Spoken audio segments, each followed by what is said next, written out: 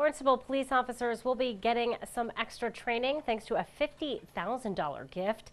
Town Council will hear details of a plan to conserve land surrounding Lowell Park and Cotuit, and we take an in-depth look at the school committee. These stories and more on this episode of Barnstable Today. It's Tuesday, February 3rd, 2015. I'm Sarah Mantle.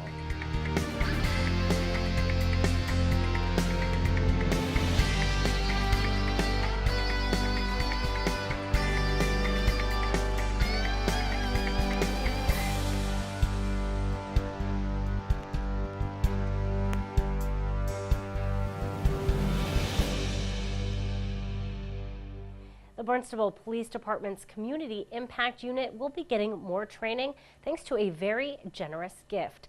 The Lyndon Paul LaRusso Charitable Foundation will donate $50,000 to the department. Police Chief Paul McDonald says the money will help the Community Impact Unit accomplish even more. Money is specifically intended for the purpose of funding the training and the work of the Community Impact Unit. We have the Community Impact Unit. It's out on Main Street and is dealing with the homeless population in and around downtown Hyannis. Hyannis is the nucleus of all the social service agencies for the Cape Cod region. The Housing Assistance Corporation, Bay Bridge Clubhouse, the Cape Cod Psych Center, the Salvation Army, Noah Shelter, Delphi Health Center. They're all located down there. In the first couple of months on CIU has been operational. They have encountered 247 different individuals who are homeless or at risk of homelessness, and most of the individuals suffer from mental health or some kind of substance abuse issue. So what we're going to use this money for is some very, very specialized training for the CIU unit, where they're going to receive specialized training. Then they're going to come back and be able to train the entire Barnstable Police Department. When we look at this training, not only will better equip the police officers to perform their duties, it places the department in the town of Barnstable on the forefront of leadership and addressing mental health through understanding and positive treatment of these individuals. This is a big thing confronting law enforcement right now. You have the opiate problems, you have the homeless problem, you have mental health issues. And if you look at all our calls for service, our 60,000 calls for service, there's one of these elements are almost involved in every single call. So this is just another step, we hope, in the right direction. Chief McDonald says officers are already scheduled for first aid and mental health training at the end of the month in Nashville, Tennessee. Hopefully the money gets accepted, because we've already signed them up for the course in Nashville, Tennessee, which is the last week of this February. So we want to get this started as quickly as possible. We want to have the training in place before May for the entire police department. And this is only the first step. We've also applied for a grant through the Department of Mental Health, which is approximately $70,000, which will cover 2 years, that will enable us to train everyone in additional offices in this intensive training. Town Council will vote on that $50,000 gift from the Lyndon Paul LaRusso Foundation during this week's Town Council meeting. That meeting will be held Thursday night at 7 in the Town Hall hearing room. An effort to preserve the land around storied Lowell Park and Cotuit is underway. Thursday, Town Council will hear a presentation about a plan to purchase acreage around the park. Jackie Barton of the Barnstable Land Trust and Lindsay Council of the Community Preservation Committee will make the presentation. Town Council meets at 7 this Thursday night. The appropriation items will be up for a public hearing on February 26th. Today, we are taking an in-depth look at the Barnstable School Committee. The school committee is responsible for the hiring and supervision of the school superintendent, overseeing the budget, approving the budget, and setting policy.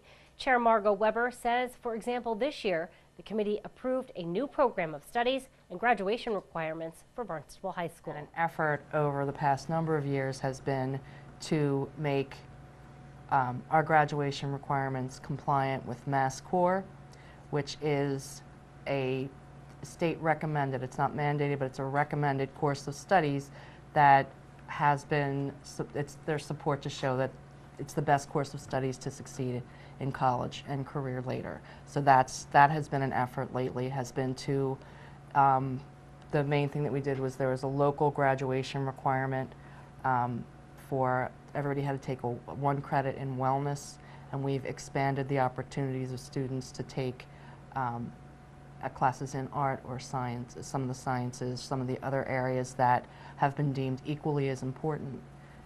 So that's the main thing, is to get our Barnstable High School graduates to make sure they're ready for college and career. This year, the school committee also worked to move plans for an early learning center forward in Barnstable. Weber says it's one of the most important things the committee is working on. Also stands as an example of how cooperative the relationship is between the school committee and the town council and the town departments and the school departments, because it took everybody's work to get this project moving forward on the schedule that we needed to be on. We have a large population of students that go into kindergarten and sometimes first grade without ever having had any other school experience. The Early Learning Center will give us the opportunity to provide preschool to more students, but also for the first time the preschool will have its own age-appropriate, scaled, permanent home. Weber says the relationship between the town and the school committee is very unique here in Barnstable. Because we share some functions. We share business managers. It should be the envy of other communities. Dr. Chakowski, our superintendent, meets on, I believe, a weekly basis with the town manager. They are in the same building. There's constant communication between the departments. And in terms of the Early Learning Center, we made sure going along that the town council was fully informed on our developments. We have an interesting situation in that while the overall school-age population on the Cape is declining, we have seen in recent years growth in our lower grades. So wow. We're dealing with a kind of a perfect storm of issues, which is crowding, I won't say overcrowding, but larger classes at our elementary level, buildings that have been on the get rid of list for years, meaning the portables at High West and at BWB, and the need for this new facility for our preschool students. So working together, keeping the town councilors informed and the town departments informed is how this project came to be. Of course, also on deck for the school committee this year will be replacing outgoing superintendent of schools, Dr. Mary Chakowski.